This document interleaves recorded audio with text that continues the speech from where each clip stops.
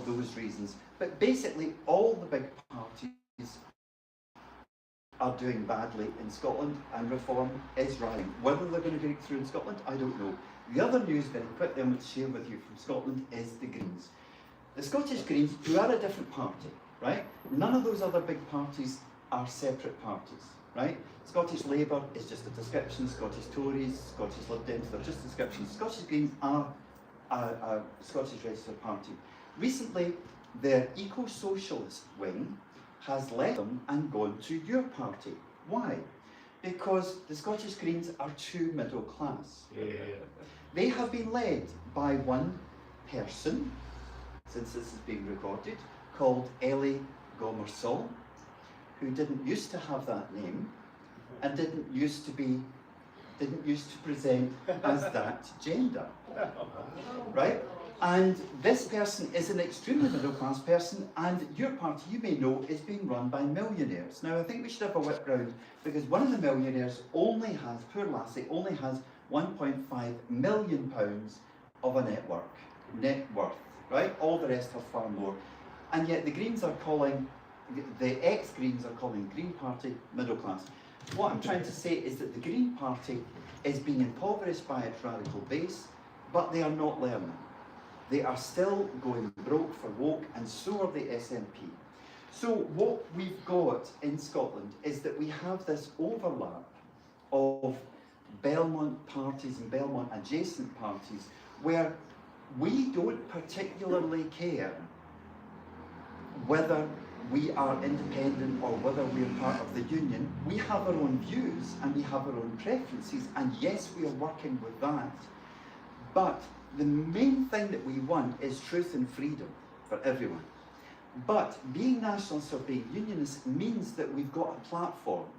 So I have stood shoulder to shoulder with Alistair McConaughey, who is Scotland's biggest unionist. I have stood there in George Square in Glasgow, and together with Ken and other people and Ryan, and said to people, I am Roman Catholic because religion is all over this divide in Scotland, and I am a Scottish nationalist, and I am here for freedom of speech, and I'm naming what I am because other people like me can come and get this warm welcome. So what I'm saying is that we can cross these divides, but we can also use these tribes, these clans, as they would be in Scotland, in order to speak to people who are not awake, because they will listen. Because unfortunately, these people here in the conglomerate of Liberate Scotland, in the network of independents Eye for Eye, and in the political party ISP, are kind of soft woke. You know, they're soft on migrants because they're be kind, and they're soft on man-made climate change because, you know, they just don't know the truth. But they are listening. They're listening to us, and one of the reasons why they're listening to us is because we are doing what we're all doing. We're making electoral pacts and we're being gracious to them. And that's important. You know, politeness, so old-fashioned, and it's really, really important. And on that note, I don't want to be rude any longer, because I am naturally rude, as you've seen. And that's all I've got to say. Thank you for your attention. Question, yes. So, because you've got multiple parties, and this would apply for the Liberate one as well, the coordination has to be on point, because and you have to have 10, for example, signatories to put forward an MP candidate. So you would have to constituency and list in Scotland, for example, and likewise organise all of the members within the party for a specific location. So it might be exactly. No, we've done it. What I've done is I've given you a very simplified version of our electoral strategy, because in fact what we're doing in the 8 regions of Scotland, sovereignty are basically controlling the Highlands and the North East, like Aberdeen, all that kind of area, and ADF are basically controlling west of Scotland. So I live in west of Scotland, but I'm not standing there. I've moved over a constituency because of this pact. Now, Ken and I have been having an informal conversation, because I'm not in the Committee of Sovereignty, to say would we consider perhaps standing in each other's regions, but not, I would say, not in each other's constituencies, because that might give us a bit more scope, and that's an ongoing discussion. But we do need to, we're 6 months away, we need to decide, because I've already got it printed, I'm already in social media, people are already doing their campaigns. So we've got about another month maybe to absolutely decide who's standing where, and then we just have to go for it. But you know, what I was saying, what was meaning was the actual members of your political parties, so the rank and file, who will need to go out and leaflet if you've got enough money to leaflet for that collectively, to organise that. There was a by-election recently in Fife, and all of these parties, all of these, you know, half-awake parties, you know that I say this about behind the back, they came and helped our candidate leaflet in Fife. So this kind of thing is already happening. So sovereignty is an interesting intersection of here's sovereignty, here's Belmont, here's Liberate Scotland. There's a bit of a tension there, but it means that there's lots of people that we can speak to. So I've been encouraging ADF to do something similar, and I think that an ADF list would be a good idea. It's obviously not up to me, but it's a suggestion. Okay. Any other questions? Yeah, you've been talking about property taxes. I mean, so I missed. What was you talking about there? Land tax. Land tax, yes. George's. A little bit about that in a nutshell. Well, it's just, so the idea basically is that, you know, tax is theft. You know, it's like you work, I'm the government, I come along, I take your money and I give you it back in dribs and drabs, you know, and then say you should be grateful for it. And if I just left you alone, then you would have enough money to sort your own life out. And that's what the libertarians say. The problem with that is that what if you know, you're a young family, you have a disabled child who's going to need an awful lot of help, who hasn't built up all the credits that your parents will have built up all their working lives. What do we do about that?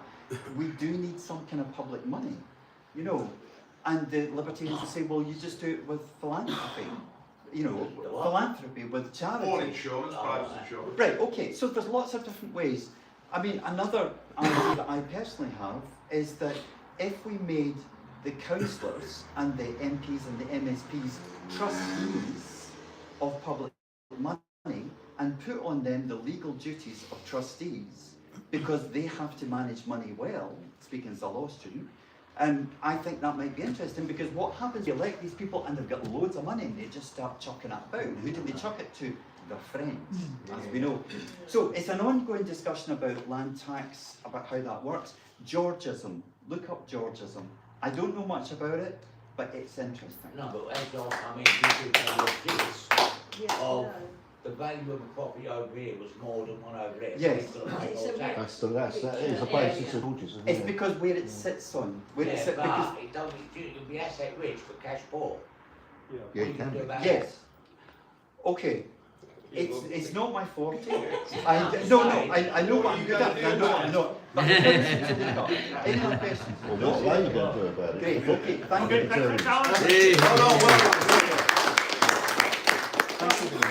Before I go to the last speaker, there's quite a lot of the buffet left. I've got some bags here. You've got long journeys to go home. Please take the buffet with you. Don't leave it here. Bags here for you. Okay, right. Thank you. Right, so final speaker, Sid Pepper. Come on, Sid.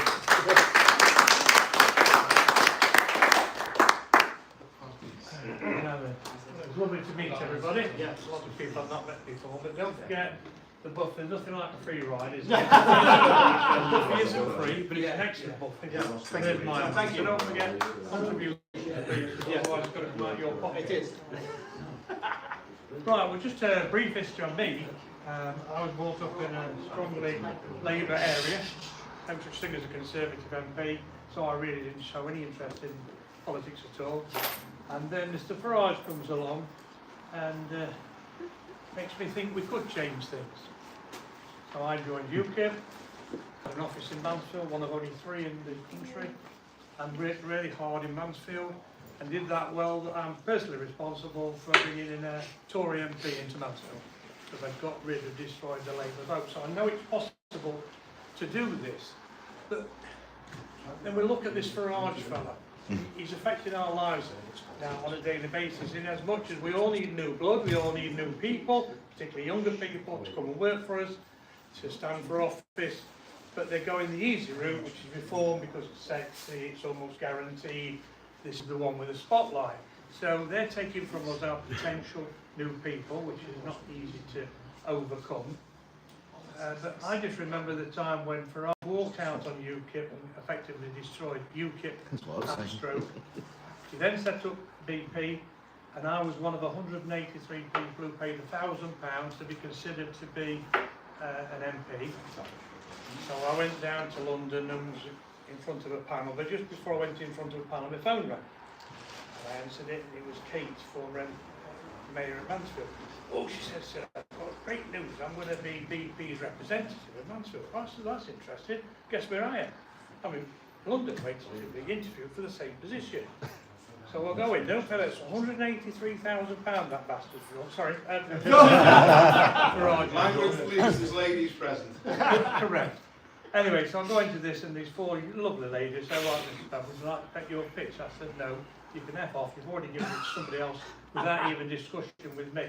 So that just shows how false Farage in the first place, walking away from something he had created. Don't forget, he had created UKIP. And in my opinion, 2019, had he not left, UKIP would be where reform is now. This is the absolute waste. This is the absolute waste. Don't forget, reform will win the next election, not because of them, but because of it's been gifted to them by Labour and the Conservative Party, who for decades have been dreadful. We have not been professionally governed. Well, I don't think we ever have been, to be honest, because Not in my life, it was tribalist before, wasn't it? Conservative Labour, Conservative Labour. I don't think any of them ever proved to be any good. Looking at Brown with his gold and all this, that, and the other. It's not been right, has it? So basically, he offers to people hope. I don't believe he can deliver it, but that doesn't really matter because people believe in hope. Because at the moment, you could not vote Labour and you could not vote Conservative. That's a matter of fact, isn't it? Absolutely. So to me, we've got this double whammy. We've got the problem that we can't gain easily new members because reform is sucking them up like a bloody Dyson. But the other thing is, because they will fail, and we've now got rid of the two big parties, there is room for other parties. Right? There is room for us, whether whatever we stand as, the idea of us working together is to try to create something bigger, right? So there is room for us despite what's happening, and that's what I'm trying to encourage, and that's why tech, I know, has the answer to all of NHS problems. And I've talked to him about this, and he alluded to it in his bit. Nobody knows that the local council can change NHS locally. People do not know this, people do not understand this, they have no knowledge of this whatsoever. He can tell you this, we should be telling our people this, including yourself. So in your local manifesto, you could be saying now, right, we are going to tackle the fact you can't see a doctor. Now this is a universal problem. Everybody's got a problem. There's nobody in this room who can see a doctor. So if we know that, let's go for something that's local and something that people feel passionate about. I mean, I feel passionate about all the immigrants we're getting, but that's not going to win votes. So the situation is... You'd be surprised. we'll see. We'll see. We haven't seen it yet. Votes offer for reform, though. But the point being is, listen to Tech. He can advise you of how to write up in your own local manifesto what you should be promoting to get elected so that you can be on the board that decides your local NHS situations, and that's something real and positive. When I realised that, last saw check, I thought, now that is the chink we're looking for. That is the chink, because reform haven't dropped onto it. Nobody's dropped onto it.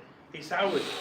Obviously, once it's out, everybody will pinch it. So all I'm imploring anybody, please check with Tech. He can tell you how to write up specifically about what the local people can do in the NHS. So apart from that, safe journey home, everybody, and you keep committed.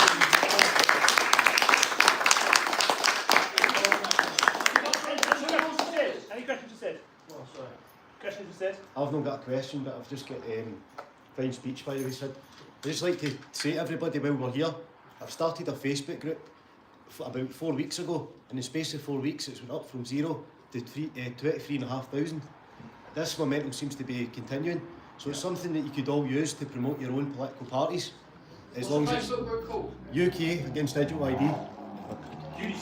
UK against digital ID. I think I might be a member of that. Do you want it? Aye. I'll have a look though. So you can all use it to promote your campaigns. Just stick something digital ID related. I think I'm sharing it in Insta now. Aye. It's on Insta. Is it on Insta? That's I think so. this one's on Facebook, but it's it looks as if the growth is going to continue. So if you could all join that, and I mean it's got up, I think it's going to go up to about over 100,000. That's good. What is one of the speakers mentioned earlier about a post reaching? I think it was yourself, Brian, reaching 500,000. Yeah. So I put a post on about the strike, about the Remembrance Day against the digital ID. That went up to 500,000. The page only had about 16,000 at the time, but the post actually got up to about 750,000. There's You know? a lot of power there. A lot of power there, so there's a lot of potential, and we can all use it to promote our own stuff. Yeah. If any are in Telegram, the same group on Telegram, UK against digital ID. If you could go into it, if you could get your phones out just now, guys, and go into the group on Facebook, and if you could share it, and if you could invite people on it. If you're unsure how to do it, I can show you. And if you, I'll have to. Befriend you as well. you've got me, mate. Yeah, Brian. I'll have to wait till I get home. Aye, that's As well. He's got an MI5 phone. Now, the only thing we've got to do now is the sign-ins. Yes. We've got to arrange that in some way. So, Have you got time for 2 more speakers? have we? 5 minutes each. Wait, is there anybody want? Are you okay with it? John Lawrence or Paul River? Yeah. Okay, go on then. Go on, John. It's funny what you were talking about. That was funny considering what I've just spoken about. You were in the heart of it. Sorry. It's dressed for the occasion, isn't it? Hold on.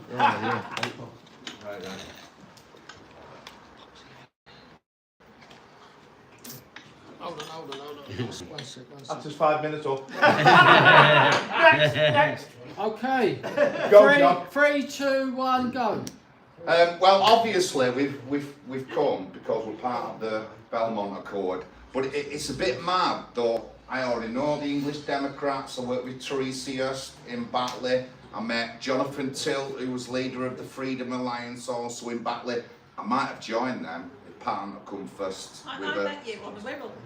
Yeah, that's right. And I might have joined the Freedom Alliance if Patton had got to me first. But you know, I'm all in for this. I'm all in for coming together. I'm all in for this sort of stuff. So it's not like something new, really. I already feel part of a family. Brian, I've been friends with Brian on Facebook and on social media. I've been dying to.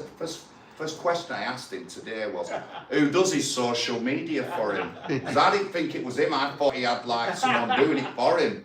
But he said it's him, and I just can't believe that. His social media is banging, honestly, Brian. It's absolutely banging. But yeah, so, and I like the stuff Kath said. I've liked all the speakers and stuff like that. And we do need to come together, guys, we really do. Yeah. And this is a time, me and Pat talked about it. British politics is flaking away. The big parties are destroying each other. Labour and Tory, they're never going to survive. In Oldham, where I'm from, Angela Rayner, a seat's gone. Deborah Abrams, Jim McMahon, all got in with the lowest majorities that they ever have done. The second big majority in Oldham is an independent group now. They also asked me to stand for them last the other week, but things are changing, and this is a time to get involved in politics right now. Right now, it's so easy to get a seat. When Jean Stretton was alive, who's been a Labour leader in Oldham in my ward, you had to get 2,000 minimum votes. Now, I'll be getting in with 900 votes. Yeah. 900. And I've documented this, Pat knows this, I've showed everything on Twitter. 900 votes is all I need, not 2,000 or anything like that, I just need 900. And this is across the country. And you know, we have little parties starting up. We've got one called Failsworth Independent Party, and in 3 years I've got 5 seats out of 6. That's how quick they grew, and people just wanted to vote for them and not the normal parties. This is our time, guys, and we're going to do it.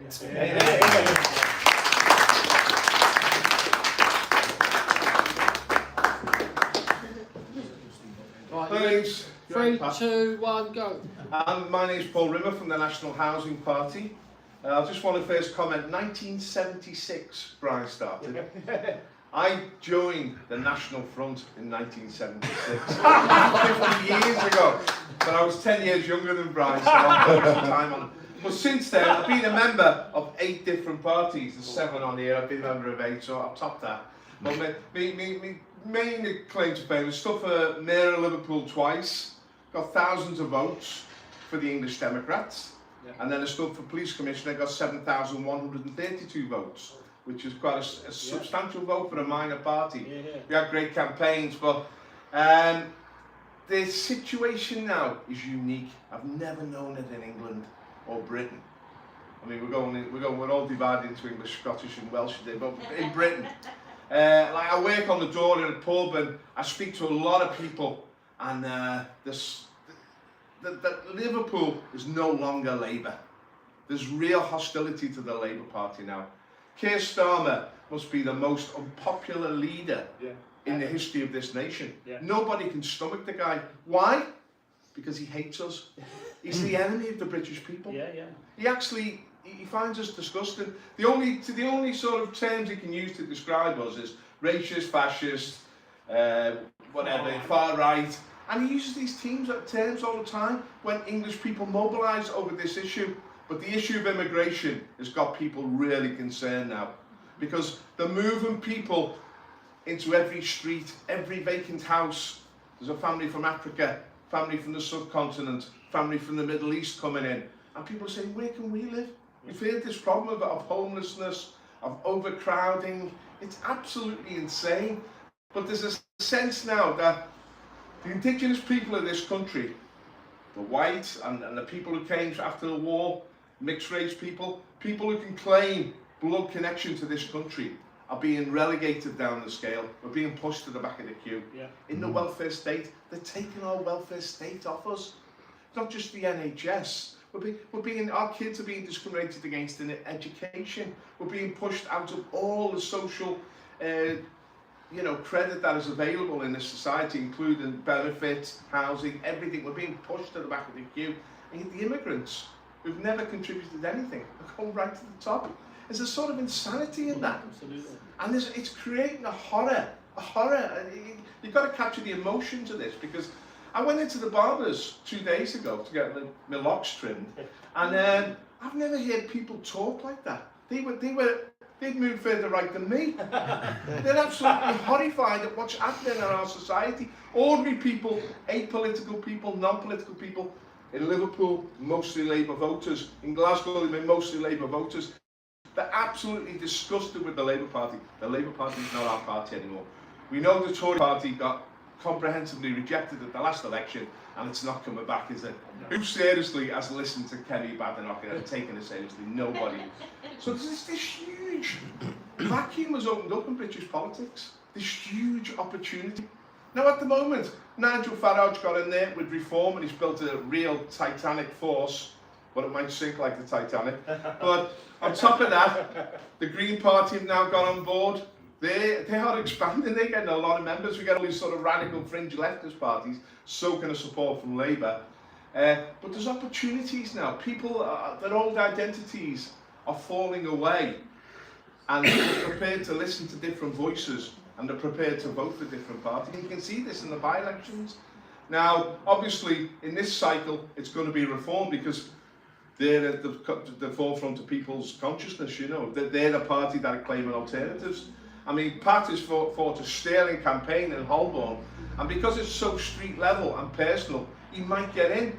I mean, Pete Malloy won in Sedgefield fighting that sort of local campaign, but it's a tough campaign to go.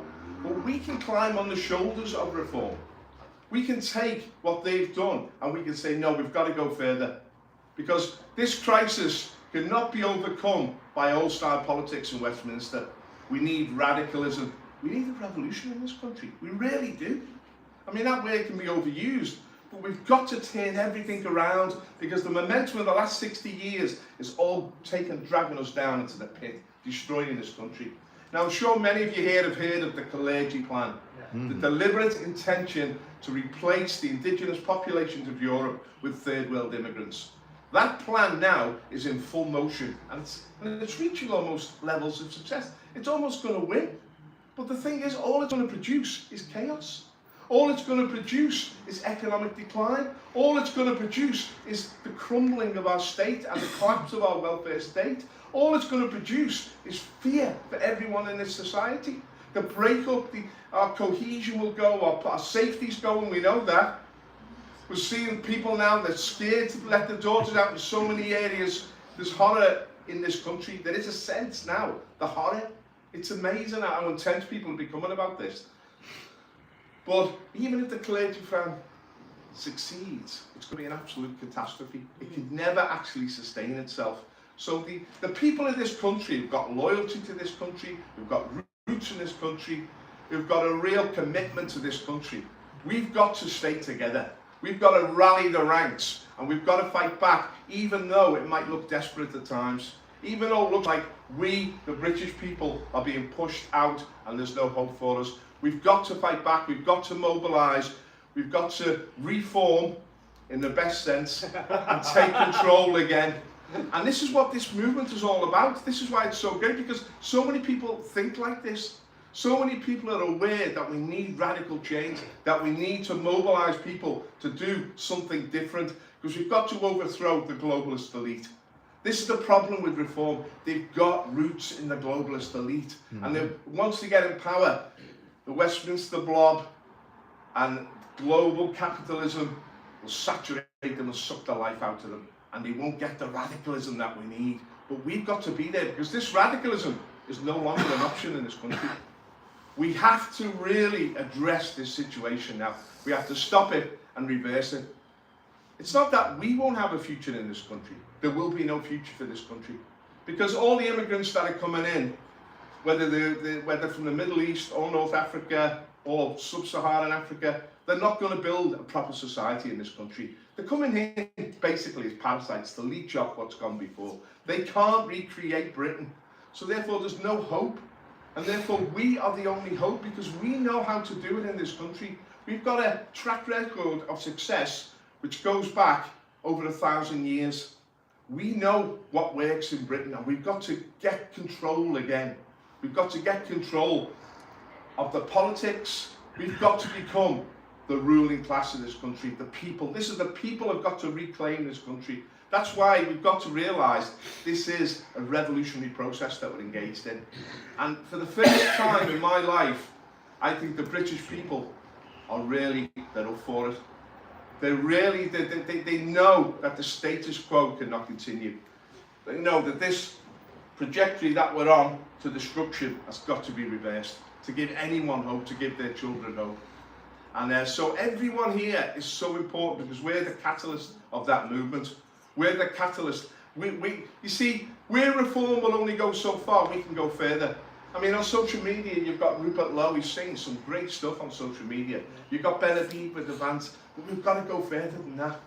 But the way that we bring freedom, unity, alliance, coming together in freedom, it's a winning combination. It's a winning combination.